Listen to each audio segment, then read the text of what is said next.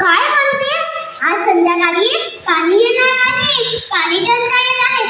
आई, या भरलेल्या इतक्या पाण्यावरून मला तर अजिबात वाटत नाही की पाणी टंचाई येत आहे.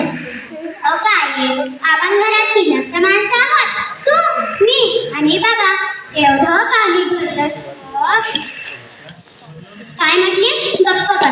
बरं बाई, बसते मी गप्प. आई, आता तरी मी हात पाय धुवू का ग? हो, अगदी अर्धा पातेला पाणी कळते ग मला पाणी टंचाईत आहे म्हणून. ते शिवाय शाळेत काही सुद्धा टाकतात, पाण्याचा वापर कमी करावा हे कसं विसरले मी. हवा तेव्हा पाऊस पडत नाही, त्यामुळे धरणातल्या पाण्याचा साठा हळूहळू कमी होत चाललेला आहे. आपल्याला आवश्यक तेवढंच पाणी घ्यावं. आणि आई, तू 3 माणसासाठी कितकं पाणी भरलंस ग? अगं भरलेलं पाणी ओतून कशाला दिलं तुझं? काय म्हणतेस? भरलेलं पाणी आहे, शिळं झालं. आई, तुला तर मला त्याच्यामध्ये वाचून दाखवलं ना, पाणी कधीही शिळं होत नाही. त्यामुळे पाणी ओतून पाणी भरण्यात वेडेपणा नागरिकांनी कधीही करू नये. आई, जोशी काकू येत आहे. बादली घेऊन येत आहे. आपल्याकडेच येत असते पाणी मागायला. काय म्हणतेस? बसवला त्यांना.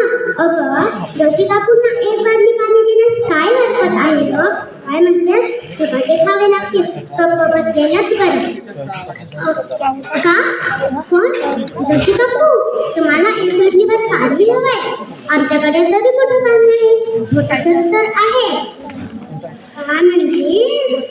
बादल्यांच्या रांगा लागलेल्या आहेत आणि तू म्हणतेस थोडंच पाणी भरलाय. पण आम्हालाच लागते तितकं पाणी. बरं बाई, जाते मी. आई, गेल्या का जोशी काकू?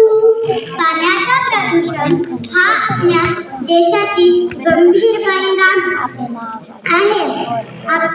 आपल्या देशाची गंभीर समस्या आहे. त्यामुळे कचरा नदीत टाकणे, कारखान्याचं सांडपाणी नदीला सोडले जाणे, गटाराचे सांडपाणी नदीला सोडले जाणे, काम करणाऱ्या अनेक व्यक्तींना पाणी प्रदूषण होते.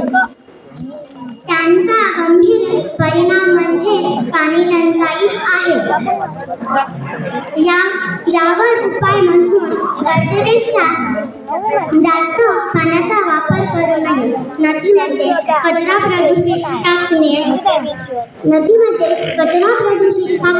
आणि सर्वात महत्त्वाचा म्हणजे